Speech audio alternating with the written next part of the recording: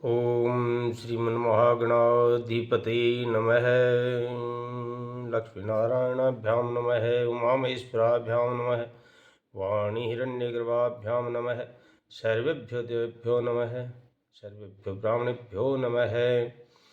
नारायणं नमस्कृते नरं चैव नरोत्तमं देवी सरस्वतीं व्यासं ततो जयमुदीरयते।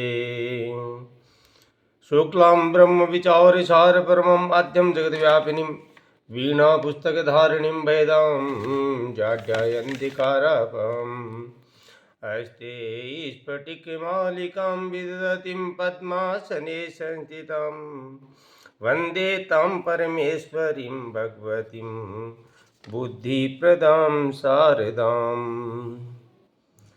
श्री राधे देवी प्रपन्नार्तिहरे प्रसिद्ध मातर जगतोऽखिलस्य प्रसिद्ध विश्वेश्वरी पाहि विश्वं त्वम् ईश्वरी देवी चराचरस्य।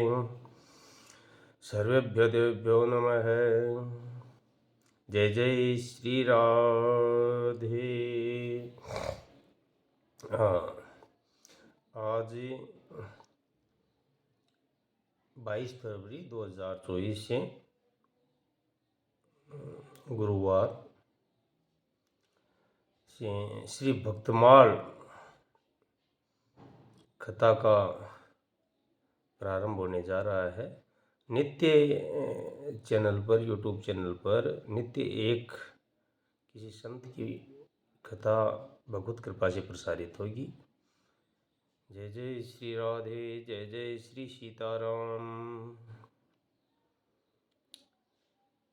भक्ति भक्त भगवंत गुरु चतुर्नाम वपु एक, इनके पद बंदन किए नाशत विघ्न अनेक। तो भक्तों का चरित्र असीम है और भक्तों की संख्या की कोई गणना नहीं कर सकता।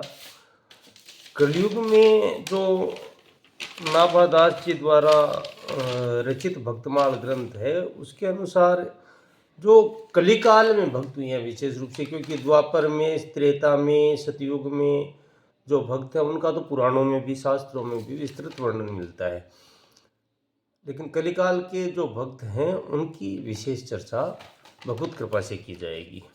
तो आज तो ये शुरुआत है। कलयुग में वैष्णव जो संप्रदाय है भक्तों के, उनके 4 विभाग माने जाते हैं। पहला श्री संप्रदाय, दूसरा रुद्र संप्रदाय, तीसरा सनकादि संप्रदाय और चौथा ब्रह्म संप्रदाय। श्री संप्रदाय के जो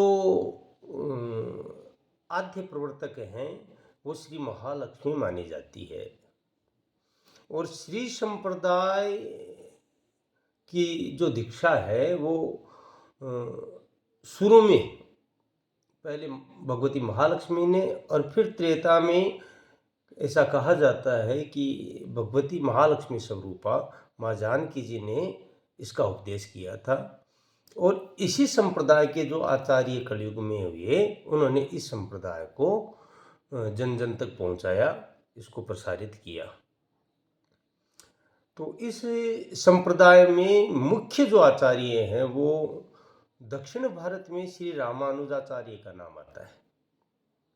यद्यपि ये संप्रदाय रामानुजाचार्य से पूर्व में भी था और इनसे पूर्ववर्ती जो आचार्य थे, जैसे यामुनाचार्य जी, एकनाथ जी, नाथ मुनि जी, ईश्वर मुनि जी, ऐसे बहुत से आचार्यगण हैं। षटकोपाचार्य जी जिनको भगवान के आयुध का, वो पार्षद का अवतार माना जाता है, विश्वक्सेन जी का अवतार माना जाता है। तो ये सब इसी श्री संप्रदाय के आचार्य हैं। लेकिन इस संप्रदाय को विशेष रूप से जो ख्याति मिली या विशेष रूप से ये संप्रदाय आगे बढ़ा, उनमें सबसे महत्वपूर्ण योगदान श्रीमद् रामानुजाचार्य जी का है, जो दक्षिण भारत के थे। उत्तर भारत में यही संप्रदाय साक्षात भगवान राम के ही अंश अवतार माने जाते हैं। जगत गुरु रामानंदाचार्य, उन्होंने इस संप्रदाय को आगे बढ़ाया। तो उत्तर भारत में श्री संप्रदाय के आचार्य रामानंदाचार्य माने जाते हैं। और इस संप्रदाय में जो दीक्षित हुए संत हैं उनको रामानंदी संत या रामानंदी संप्रदाय कहते हैं। रामानुजाचार्य साक्षात भगवान लक्ष्मण जी के शेषनाग जी के अवतार माने गए हैं। तो ये जो संप्रदाय हैं श्री संप्रदाय, इसके दो भेद हुए, दक्षिण में रामानुजाचार्य और उत्तर भारत में रामानंदाचार्य। रामानंदाचार्य जी के बहुत से शिष्य, हजारों शिष्य माने जाते हैं, लेकिन उनमें प्रमुख 12 शिष्य माने जाते हैं। और उन 12 शिष्यों के जो प्रमुख 12 शिष्य हैं वो सब पूर्व जन्म के परम भागवत, जो 12 महाभागवत माने जाते हैं, भागवत में भी जिनका वर्णन आया है शास्त्रों में, वही 12 महाभागवत धर्म की पुनर्स्थापना करने के लिए धरती पर प्रकट हुए। और वो 12 शिष्य, वो 12 महापुरुष रामानंदाचार्य जी से उन्होंने दीक्षा ली, जिनके नाम श्री अनंतानंद जी, श्री सुखानंद जी, श्री सुरसुरानंद जी, और एक उनकी पत्नी है सुरसरी जी, जिनका अब भक्तमाल में सबका चरित्र आएगा। और नरहरियानंद जी, नरहरियानंद जी के जो दीक्षा गुरु है वो अनंतानंद जी माने जाते हैं, लेकिन इनकी दीक्षा होने से पहले ही रामानंदाचार्य ने इनकी परम दीक्षा कर दी थी, इसलिए इनके मूल गुरु रामानंदाचार्य हैं। और रामानंदाचार्य ने ही आदेश दिया था कि नरहरियानंद जी को तुम दीक्षा दो। तो इनके मुख्य गुरु, प्रमुख गुरु रामानंदाचार्य ही हैं, मूल गुरु। और ये ही नरहरियानंद जी ही तुलसीदास जी के परम गुरु हुए, महान संत। यहाँ तक कि भक्तमाल सुमेरु कहा जाता है जिनको, तो उनकी परम गुरु नरहरियानंद जी हुए।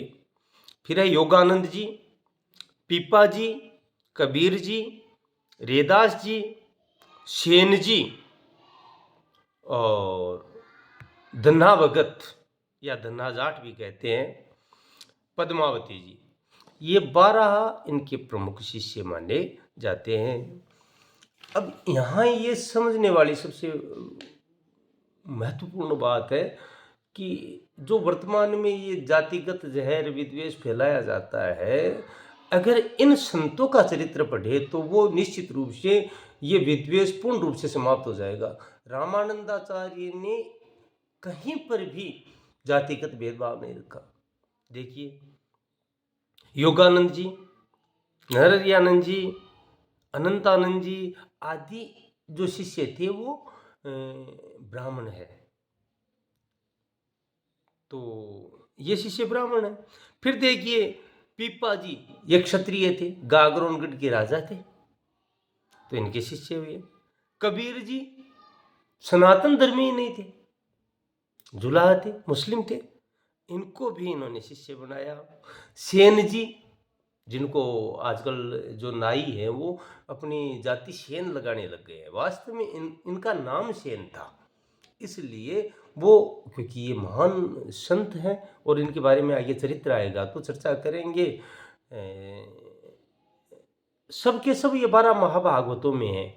तो सेन जी महाराज, जिनको साक्षात भगवान का साक्षात्कार हुआ और बार बार हुआ, और यहाँ तक कि भगवान ने इनका स्वरूप धारण करके और राजा की परिचर्या की, सेवा की, तो ये सेन जी भी इनके शिष्य हैं। फिर जाट, धन्ना जाट इनका प्रमुख शिष्य है, ये भी धन्ना जाट भी राजस्थान के हैं। सेन जी तो बुंदेलखंड इलाका है, बघेलखंड बोल करके जगह है, वहाँ के थे। और धन्ना जाट राजस्थान की टोंक जिले में इनका गांव पड़ता है, भुवन कला, वहाँ के हैं। फिर देखिए रेदास जी, ये काशी के थे, तो ये चमार थे। स्त्रियों को भी बनाया, पद्मावती जी इनकी शिष्या, सुरसरी जी इनकी शिष्या। तो भाव ये है कि रामानंदाचार्य ने उस समय देखा कि भाई धर्म, मल्लेश, यवन, इनके आक्रमणों के कारण, आक्रांताओं के कारण धर्म कमजोर हो रहा है, धर्म को नुकसान हो रहा है। ऐसी स्थिति में ऐसा कहते हैं भगवान राम ही एक अंश से रामानंदाचार्य के रूप में अवतीर्ण हुए और उस समय भक्ति की ऐसी सरिता बहाई कि उस समय को साहित्य में भक्ति काल कहा जाने लगा। आज उस समय को हिंदी साहित्य भक्ति काल के नाम से पुकारता है। हिंदी साहित्य में 4 काल माने जाते हैं, आदिकाल, पूर्व मध्य काल, उत्तर मध्य काल, जिनमें पूर्व मध्य काल को भक्ति काल कहा जाता है क्योंकि उस समय ये 4 संप्रदाय हैं, इनमें अनेक संत महापुरुष, भक्त, कवि प्रकट हुए, इनकी चर्चा हम आगे जो कथा आएगी उसके हिसाब से करते जाएंगे। तो इन संतों की जो गाथाएं हैं, इनके प्राकट्य का जो कारण है वो यही है। खुद भगवान ने गीता में कहा, यदा यदा ही धर्मस्य ग्लानिर्भवति भारत अभ्युत्थानम अधर्मस्य तदात्मानं सृजाम्यहम्। और तुलसीदास ने मानस में भी कहा है, भगवान शिव ने कहा है, जब जब होई धर्म की हानि बाढ़ई असुर अधम अभिमानी। तो भगवान जब धर्म की हानि होती है तो किसी न किसी स्वरूप में वो प्रकट होते हैं। अब रही बात अवतार वेद की, अवतार परमात्मा के 4 प्रकार के माने जाते हैं। एक अवतार है कला अवतार, एक अवतार है अंश अवतार, एक अवतार के स्वरूप को कहते हैं पूर्ण अवतार, और एक अवतार है परिपूर्णतम अवतार। और वैसे तो परमात्मा में कोई न्यूनाधिकता नहीं होती क्योंकि वो तो पूर्ण मदम है, वो पूर्ण है, इसलिए उनमें कमी बेशी नहीं कही जा सकती। लेकिन फिर भी अवतारों में भेद शास्त्रों में बताया है। तो इस अवान्तर भेद के प्रकरण में हम जाए तो ऐसा प्रतीत होता है जैसे कला अवतार है, अंश अवतार है। ये अवतार जहाँ तक संतों से सुना है, शास्त्रों के अनुशीलन से प्राप्त हुआ है, तो ये अवतार ऐसे माने जाते हैं कि भगवान का कोई अंतरंग भक्त है या कोई पार्षद है, उसको भगवान कृपा करके आदेश देते हैं कि तू मुक्त है, तुझे पृथ्वी पर जाना है, अपनी मुक्ति प्राप्ति करने के लिए नहीं जाना है, संसार में धर्म की पुनर्स्थापना के लिए। और जो भगवत विमुख जीव हैं उनको भगवत मार्ग पे लगाने के लिए, भक्ति मार्ग पर लाने के लिए तुम्हें वापस संसार में प्रकट होना है। तो ये भक्ति काल में जितने भी आचार्य हुए, ये सब आचार्य मुक्त हैं। शास्त्र में साधक 3 प्रकार के माने जाते हैं। एक तो सिद्ध माना जाता है, जो कृपा से सिद्ध होता है। सिद्ध 3 प्रकार के हैं, क्षमा करना। एक तो वो होता है जो स्वयं सिद्ध है, यानी पूर्व में वो सिद्ध है, परमात्मा की प्राप्ति कर चुका है, लेकिन भगवान उसको बार बार स्नेहवश पृथ्वी पर वापस भेजते हैं, अथवा उस भक्त की इच्छा है कि मैं वापस बार बार जन्म लेता रहूं। जैसे भरत जी ने कहा है, धर्म न अर्थ न काम रुचि गति न चाहूं निर्माण, जन्म जन्म रति राम पद हो, यह वरदान नाम। भागवत जी में एक जगह वृत्रासुर की कथा में आया है, खुद वृत्रासुर ने अंतिम समय में ये कहा है, न नागपृष्टम न पारमेष्ट्यम न रसाधिपत्यम न पुनर्भवम वा। हे नाथ, न मुझे स्वर्ग चाहिए, न मुझे ब्रह्मलोक चाहिए, न मुझे, यहाँ तक मुझे मुक्ति नहीं चाहिए, मुक्ति आवश्यकता है नहीं है, मैं बार बार जन्म लेता रहूं और आपकी भक्ति करता रहूं, बस यही चाहिए। तो ऐसे भक्तों को परमात्मा बारंबार इस पृथ्वी पर संसार का उद्धार करने के लिए, कल्याण करने के लिए और संसार को भक्ति मार्ग पर लाने के लिए ऐसे भक्तों को बार बार भगवान भेजते हैं, और यही भगवान के कला अवतार माने जाते हैं। इनमें संत भी होते हैं, कवित्व शक्ति वाले भी होते हैं। जैसे द्वापर में भगवान का कला अवतार वेद व्यास जी माने जाते हैं, उसी प्रकार से भगवान का अंशावतार, अंशावतार कहते हैं भगवान के जो पार्षद हैं, जैसे 16 मुख्य पार्षद भगवान नारायण के माने जाते हैं, जिनमें नंद, सुनंद, जय, विजय, विश्वक्सेन आदि जो पार्षद हैं, जिनका हम आगे वर्णन करेंगे। तो वो पार्षद, उनमें से किसी पार्षद को, किन्हीं पार्षदों को इस पृथ्वी पर भेजा जाता है। जैसे षडकोपाचार्य जी है, भगवान के पार्षद हैं, और विश्वक्सेन जी नाम है, तो उनको भेजा इस पृथ्वी पर और धर्म की स्थापना के लिए। ये दक्षिण भारत में हुए। निम्बार्काचार्य, वैसे इनका जन्म का नाम नियमानंद था, लेकिन क्योंकि ब्रज से विशेष प्रेम के कारण ये ब्रज क्षेत्र में आकर के बस गए, निम्ब ग्राम में, और वहाँ पर इन्होंने नीम के वृक्ष में अर्घ के अर्थात सूर्य के दर्शन करवा दिए थे एक सन्यासी को, इसलिए उसी समय से इनका नाम निम्बार्काचार्य पड़ा। और इस संप्रदाय के जो इन्होंने संप्रदाय चलाया, इस संप्रदाय को ही आगे चल करके निम्बार्क नाम दे दिया गया। निम्बार्क संप्रदाय, जिनकी कथाएं आगे आएगी, चर्चा हम करेंगे इस विषय में भी। इसके अलावा रुद्र संप्रदाय के जो प्रमुख संत हैं वो विष्णु स्वामी जी माने जाते हैं। रुद्र संप्रदाय के जो प्रमुख संत हैं उनको विष्णु स्वामी जी कहा जाता है। ये भी दक्षिण भारतीय हैं, ये भी दक्षिण भारतीय ही हैं। और एक जो ब्रह्म संप्रदाय है, उनके प्रमुख जो आचार्य हैं वो मध्वाचार्य जी माने जाते हैं। तो ये 4 संप्रदाय हैं, और मध्वाचार्य जी को वायु देवता का अवतार माना जाता है। अच्छा, निम्बार्काचार्य जी की चर्चा हम कर रहे थे, तो निम्बार्काचार्य जी भगवान के पार्षद हैं, सुदर्शन चक्र के अवतार माने जाते हैं। तो ये सब जो संत प्रकट होते हैं, ये अधिकतर स्वयं सिद्ध होते हैं। उनको फिर एक साधना सिद्ध होता है, तो साधना करके सिद्ध होता है, वो उनको आवश्यकता नहीं। ये तो संसार के जो भूले भटके जीव हैं उनको मुक्त करने के लिए ही संसार सागर में प्रकट होते हैं। तो ये कलयुग में 4 वैष्णव संप्रदाय प्रमुख माने गए हैं, जिनकी हमने चर्चा की है। आज शुरुआत है, कल से नियमित रूप से किसी एक संत की, एक भक्त की चर्चा हम करेंगे। जय जय श्री राधे, जय जय श्री सीताराम, उमा महेश्वर भगवान की जय हो। श्री हनुमते नमः। जय हो, जय हो।